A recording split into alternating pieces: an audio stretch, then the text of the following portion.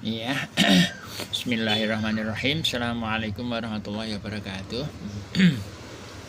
Waalaikumsalam warahmatullahi wabarakatuh. Waalaikumsalam warahmatullahi wabarakatuh. Alhamdulillah nih saya melihat diskusinya cukup detail, cukup tajam. Ini pertanyaan-pertanyaan dari Arik saya kira cukup menggelitik. Ini mendorong untuk mengungkap lebih banyak. Oke, pertama mungkin saya sampaikan bahwa balaghah itu isinya kriteria-kriteria ya. Balaghah itu terkumpul dari mulanya itu diambil dari kritik-kritik sastra. Jadi balaghah itu tidak bisa terlepas dari sastra ya. Nah, pada zaman jahiliyah itu sudah banyak kritik-kritik sastra itu. Nah, dari kritik sastra itu kan juga berarti kritik itu nanti ada kriterianya. Oh ini bagus, ini jelek gitu kan. Nah, di kritik-kritik sastra itu nanti dikumpulkan sampai nanti pada masa namanya Qudama Ibnu Ja'far ya. Itu tahun abad keempat ya, pertengahan abad keempat Hijriah, beliau meninggal 337 Hijriah ya. Itu beliau mengumpulkan ya berbagai kritik-kritik itu di dalam buku yang namanya Naqdu Asy-Syi'r. Nah, di buku itu dia jelaskan syair yang baik itu begini segala syarat-syaratnya ya, mungkin dari fasohah kalamnya dan dari mungkin kedalaman khoya dan seterusnya ya. Juga dijelaskan syair-syair yang jelek, roda itu syair, dan berbagai kriterianya.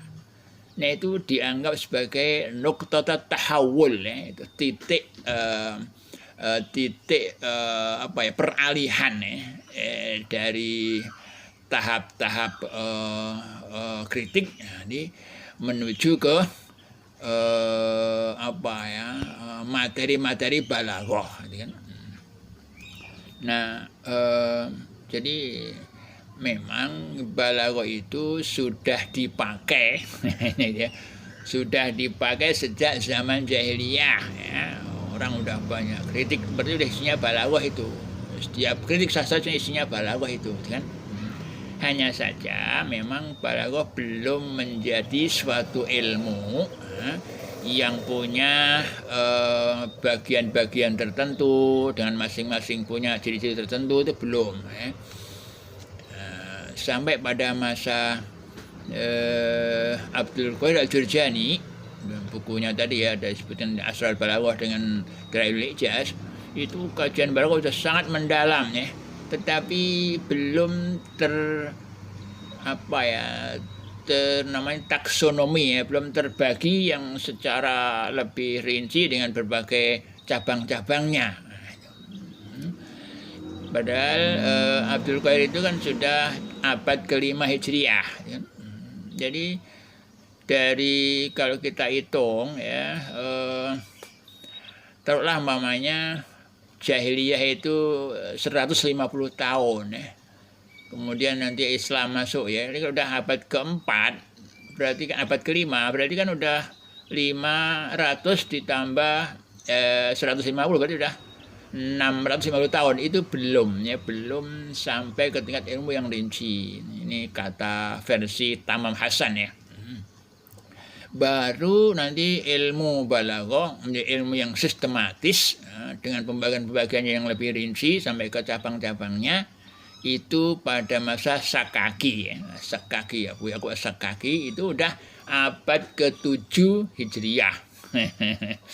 Juga Anda lihat, jadi sampai 700 tahun ditambah 150 berarti 850 tahun tuh baru sampai pada ilmu yang sistematis. Nah, ini berarti prosesnya hampir 1000 tahun kan, itu sangat panjang itu, seperti proses dakwahnya Nabi Nuh ya.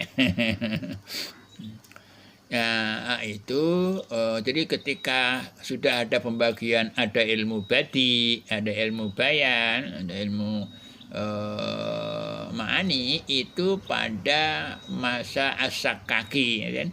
As-sakakilah yang membagi balaghah ke dalam ketiga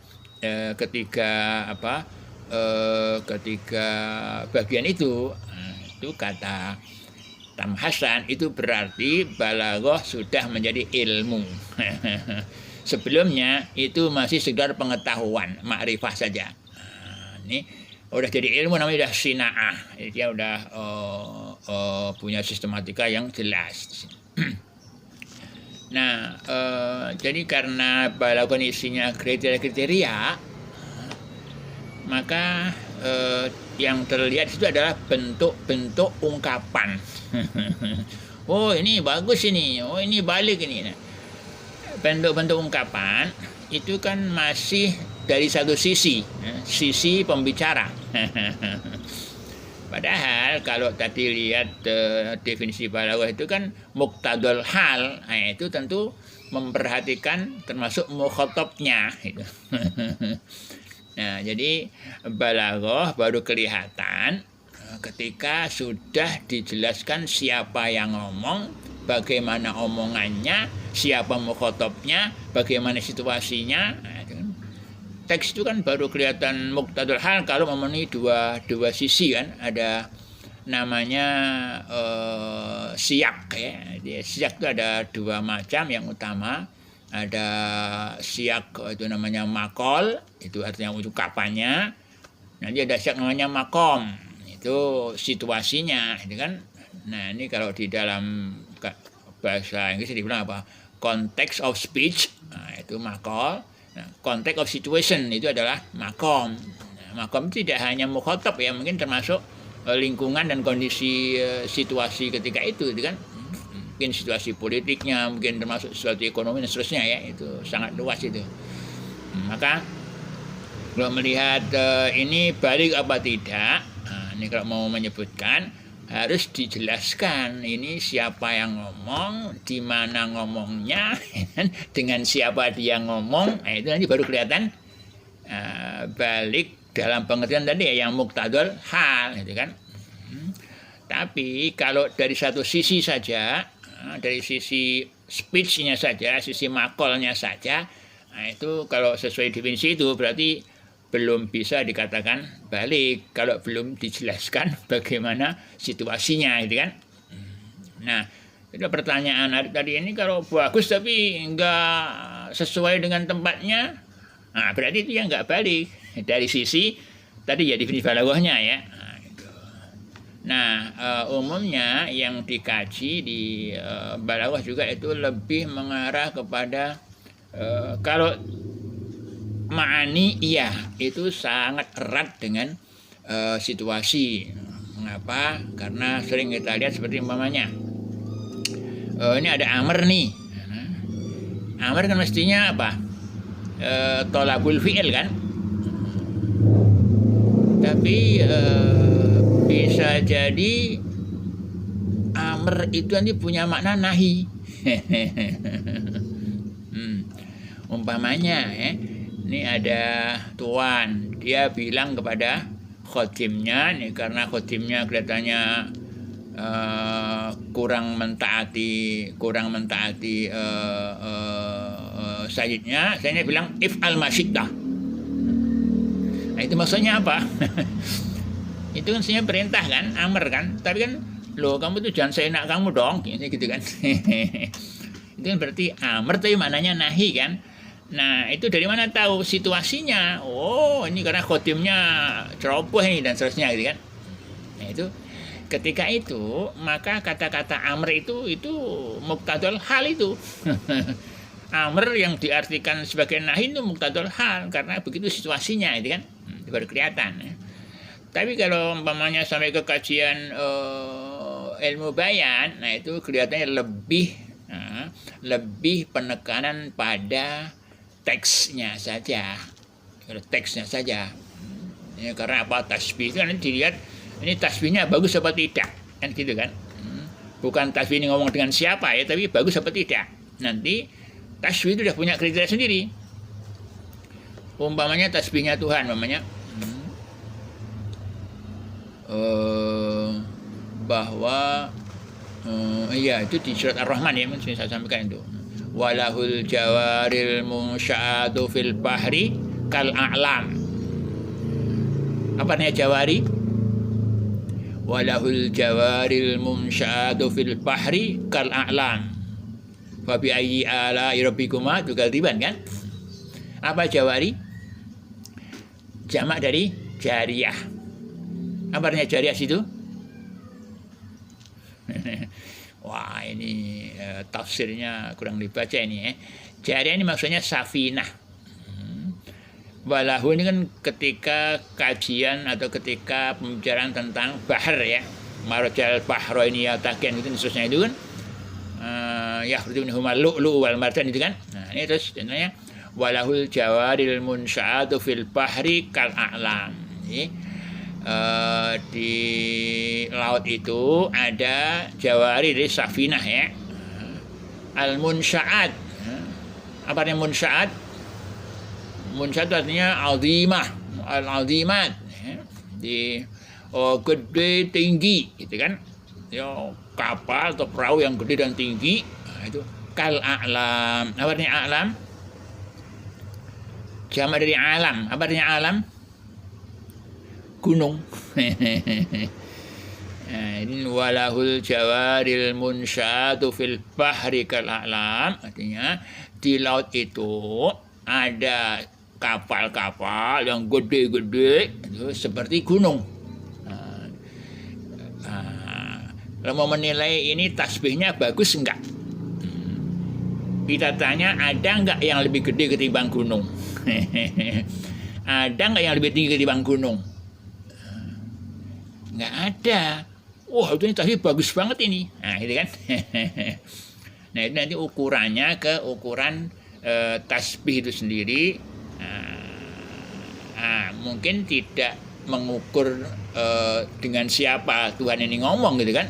Karena memang ini Tuhan ngomong tentang mengungkap nikmat-nikmat yang Allah berikan kan. Gitu. Nah, tapi tadi ya, kalau namanya tasbih itu di antara tasbih yang bagus apa? Harus musabbah bihnya atau as-sifah bil musabbah bih aqwa min al-musabbah. Artinya sifat yang dimaksud itu lebih kuat di musabbah bih ketimbang di musabbah itu kan. Cuma kan nanti ada namanya tasbih maklub. Ya, yang dibalik. Justru sifat pada musabbah lebih kuat ketimbang pada musabbah bih kan. Seperti apa? Innamal bai'u mislur riba. Itu kan oke.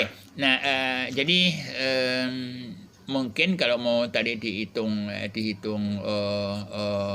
pakai muqtadul hal, maka ungkapan belum bisa disebut balik sebelum dijelaskan halnya seperti apa, makomnya seperti apa, ya. Kalau mau ikuti definisi tadi ya, memang itu definisi yang sudah sangat terkenal ya, satu hal. Ini termasuk definisinya Sakaki juga begitu. Ma'rifatul khawasi tarakibil kalam allati biha yunasibu muqtadul hal, kan ada begitu juga. Ini jadi hemat saya ada dua hal yang perlu diperhatikan. Pertama dari sisi makolnya, dari sisi teksnya, dari sisi ibarahnya, dari sisi ungkapannya. Yang kedua dari sisi situasinya.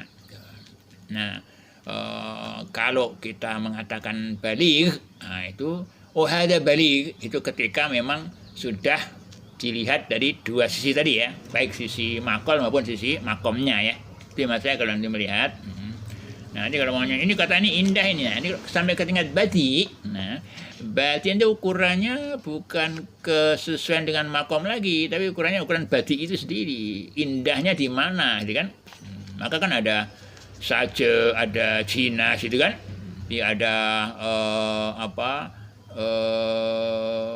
iktibas, ada nanti batinya masih banyak lagi ya. Ada al-lafu wan nasru, ada al-madhab al-kalami, ada namanya tadyil dan seterusnya masih banyak itu kan. Nah, itu nanti apa? Oh ini tadyil ini, gitu kan? Nah ini tadyil sesuai apa tidak? Nanti mesti lihat konteksnya dulu, gitu. Jadi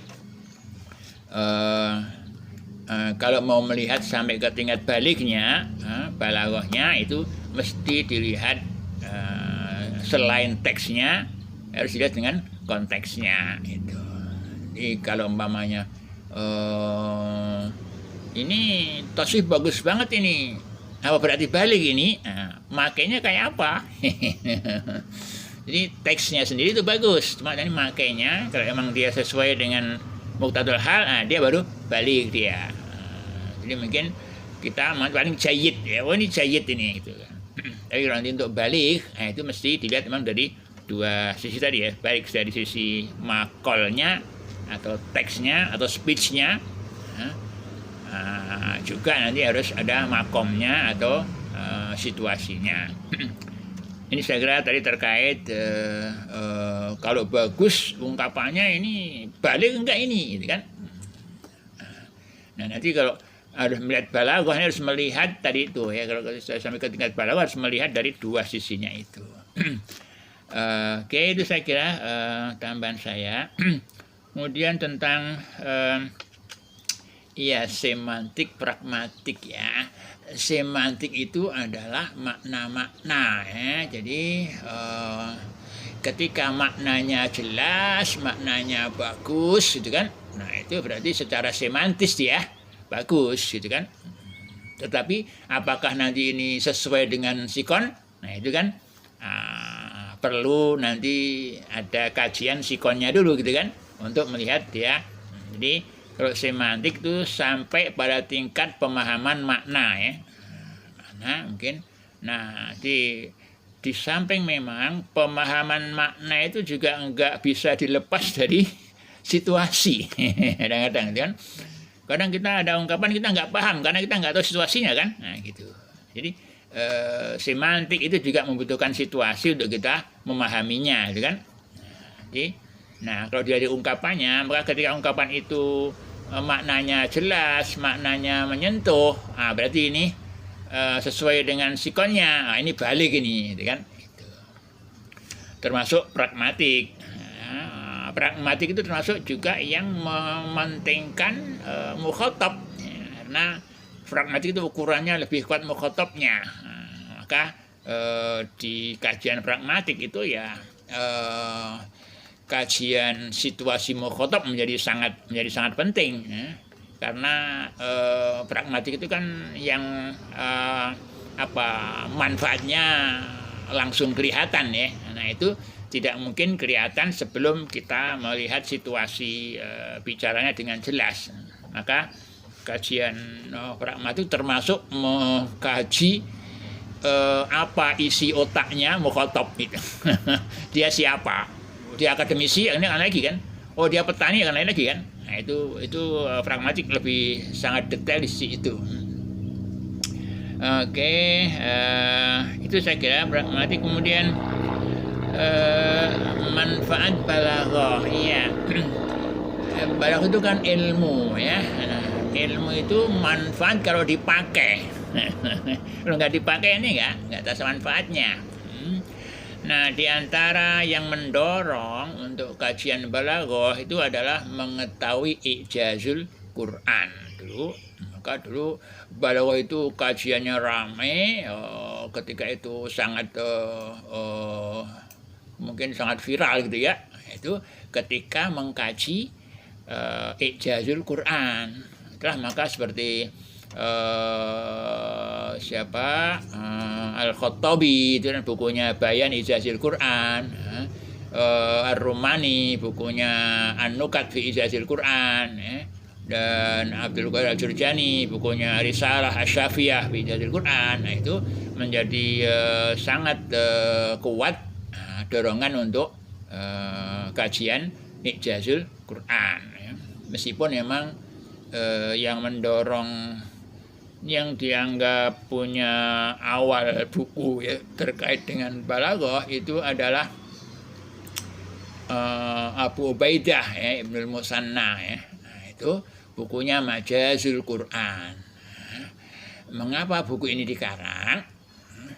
Di antara penyebabnya di dalam buku itu ceritakan bahwa ada yang nanya kepada Abu Ubaidah.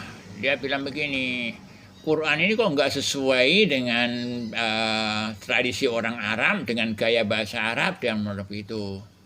Maka Abu Ubaidah nanya, apanya nggak sesuai? Dan gitu kan. Nah, dijelaskan situ